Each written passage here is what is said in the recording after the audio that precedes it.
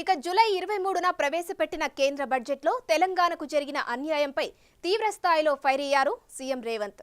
Assembly session మొదలవడంతో సభకు హాజరై కేంద్ర బడ్జెట్లో జరిగిన అన్యాయంపై తీర్మానం ప్రవేశపెట్టారు. అంతేకాదు భట్టి ప్రవేశపెట్టిన బడ్జెట్ కేటాయింపులపై హర్షం వ్యక్తం చేశారు. సిరిసిల్లకు చెందిన మధులతకు ఐఐటి పాట్నాలో సీటు వచ్చిన ఆర్థిక ఇబ్బందులతో కాలేజీలో చేరకపోయిన విషయం సీఎం దృష్టికి రాగానే వెంటనే గిరిజన సంక్షేమ శాఖ ద్వారా విడుదల చేయించి ఆల్ ది బెస్ట్ చెప్పారు.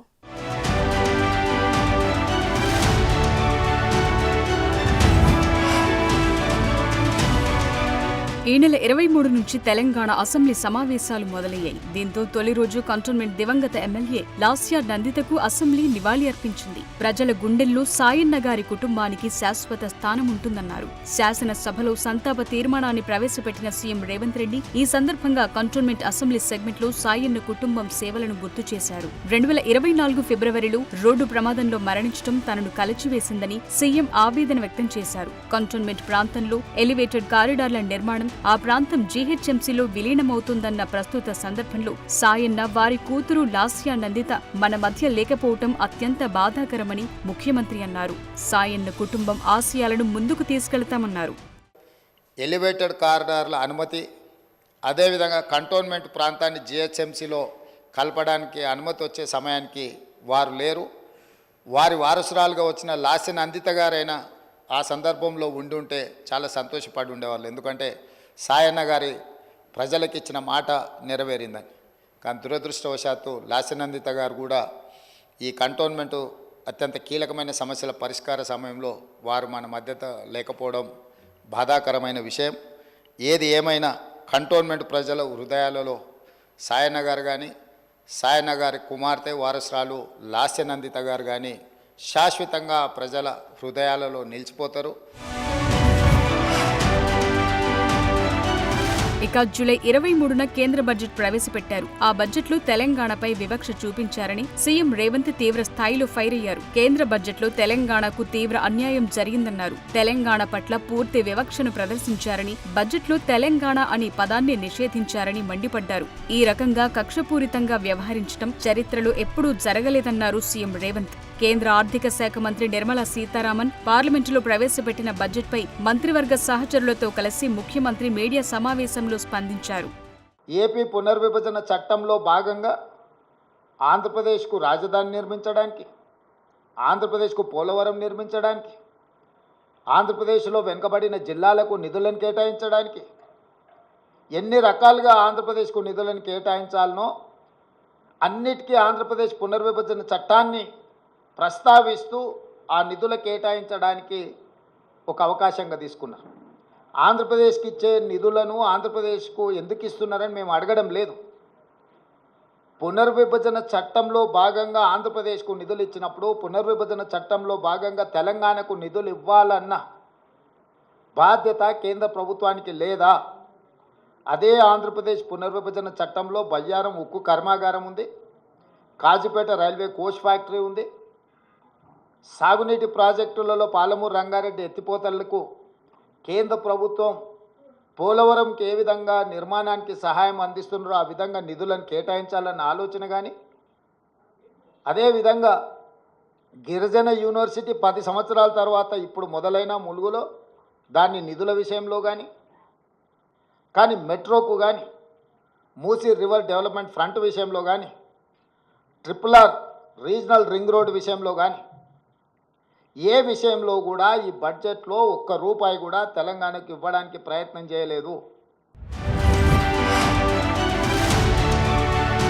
వికసిత్ భారత్లో తెలంగాణ భాగం కాదని కేంద్రం భావిస్తున్నట్టు తాజా వైఖరిని బట్టి స్పష్టమవుతోందన్నారు సీఎం రేవంత్. తెలంగాణ అభివృద్ధికి నిధులివ్వాలని స్వయంగా 3 సార్లు ప్రధానమంత్రిని కలిసి కోరామని, వివక్ష లేని, వివాదాలు లేని కేంద్రం రాష్ట్రాల మధ్య సత్సంబంధాలు కలిగి అభివృద్ధికి సహకరించాలని కోరామన్నారు. ఇతర రాష్ట్రాల కేటాయింపులపై తమకెలాంటి అభ్యంతరాలు లేవని, అయితే విభజన చట్టంలో పొందుపరిచినట్లుగా ఏపీకి నిధులు కేటాయించినప్పుడు అదే చట్టంలో పేర్కొన్న తెలంగాణ అంశాలపై ఎందుకు వివక్ష చూపించారు ఇచ్చారు, ఎందుకు నిధులు కేటాయించలేదని ప్రశ్నించారాయన.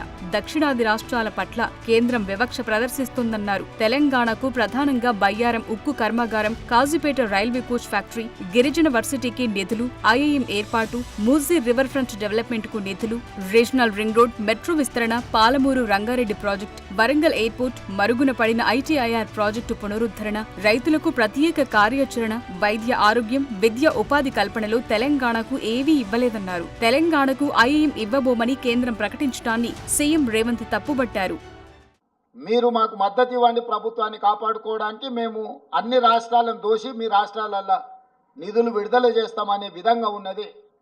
అందుకే ఈ బడ్జెట్ కుర్చీ బచావో బడ్జెట్, కుర్చీ లాలూచిలో, ప్రధానమంత్రి లాలూచిలో బీజేపీ మొత్తం బడ్జెట్లో తెలంగాణ అనే పదాన్ని నిషేధించిండ్రు. తెలంగాణ అనే పదాన్ని కూడా పలకడానికి కేంద్ర ప్రభుత్వము ఇష్టపడడం లేదు. 10వ బడ్జెట్ సమావేశాల సందర్భంగా ప్రధానమంత్రి గారు తెలంగాణ రాష్ట్ర ఏర్పాటు ప్రక్రియను తప్పుపట్టినప్పుడు, తెలంగాణ రాష్ట్ర ఏర్పాటు ప్రక్రియనే పార్లమెంటు విధి విధానాలు ఉల్లంఘించి ఏర్పడింది అని అన్నప్పుడు వారి మనసులో ఇంత కక్ష ఉంది తెలంగాణ పట్ల అనేది తెలంగాణ ప్రజలు ఊహించలేదు. వారు మొదటి నుంచి ఎందుకో తెలంగాణ పట్ల వివక్ష కాదు కక్ష చూపిస్తున్నట్టుగా అనిపిస్తుంది. గతంలో కేంద్రంలో ఉండే ప్రభుత్వాలకు ప్రతిపక్ష పార్టీలు అధికారంలో ఉన్న రాష్ట్రాల పట్ల వివక్ష చూపిస్తారని చర్చ జరిగితే అది ఎట్లుంటుందో మాకు అర్థం కాలేదు. కానీ ఇప్పుడు నరేంద్ర మోడీ గారి ప్రభుత్వము వివక్ష కాదు కక్షాపూరితంగా తెలంగాణ ప్రజల పట్ల వ్యవహరించింది అని చెప్పి స్పష్టంగా మా ప్రభుత్వం భావిస్తున్నది. అటు కేంద్ర బడ్జెట్లో రాష్ట్రానికి జరిగిన అన్యాయాన్ని నిరసిస్తూ ఈ నెల 24న అసెంబ్లీలో తీర్మానం చేశారు. తెలంగాణకు న్యాయం జరిగేలా బడ్జెట్లో సవరణలు చేయాలన్నారు. కేంద్ర బడ్జెట్ కేటాయింపుల్లో తెలంగాణ పట్ల ప్రదర్శించిన వివక్షను నిరసిస్తూ శాసనసభ తీర్మానం ఆమోదించింది. ముఖ్యమంత్రి రేవంత్ రెడ్డి ప్రవేశపెట్టిన తీర్మానాన్ని సభ ఆమోదించింది. కేంద్ర బడ్జెట్లో అవసరమైన మేరకు సవరణలు చేయాలని శాసనసభ కోరింది. అదే సమయంలో నీతి ఆయోగ్ భేటీని సీఎం రేవంత్ బహిష్కరించారు కూడా. కేంద్ర బడ్జెట్లో తెలంగాణకు జరిగిన అన్యాయంపై అసెంబ్లీలో చర్చ వేడిగా సాగింది. విపక్షాలు కౌంటర్ ఇచ్చే ప్రయత్నాలు చేసినా సీఎం రేవంత్ రెడ్డి వారిని సమర్థంగా తిప్పికొట్టారు. తన ప్రస్థానం గురించి, తన కమిట్మెంట్ గురించి ప్రత్యేకంగా ప్రస్తావించారు. ప్రధాన ప్రతిపక్ష నాయకుడు గారు ఇక్కడికి వచ్చి 15 సంవత్సరాల తెలంగాణ ఉద్యమం, 10 సంవత్సరాల తెలంగాణ రాష్ట్ర ముఖ్యమంత్రిగా 25 సంవత్సరాలు పనిచేసిన అని గొప్పగా చెప్పుకుంటూ ఉంటారు. ఎప్పుడు వీళ్ళేమో భజన చేస్తూ ఉంటారు. మరి అట్లాంటి అనుభవజ్ఞుడు ఇక్కడ వచ్చి కూర్చొని ఈ సభలో చర్చించి ఇందులో పాల్గొని కేంద్ర ప్రభుత్వాన్ని నిలదీయాల్సిన సందర్భంలో కూడా ఇక్కడికి రాకుండా మోడీ గారు వీరిక్కడికి వస్తే చూస్తే ఏమైనా జరుగుద్దేమనే భయంతో ఎక్కడో దాచుకొని ఇక్కడ వీళ్ళని పంపించి వీళ్ళ అధ్యక్ష మాట్లాడేది.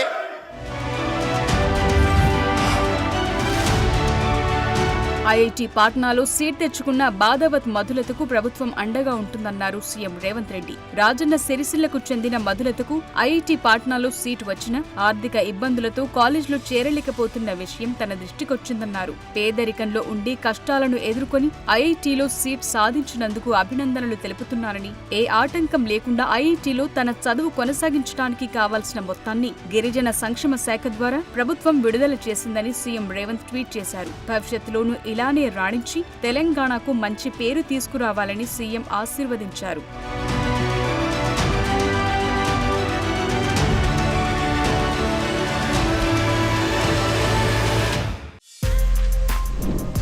For more videos like this, subscribe Big TV channel.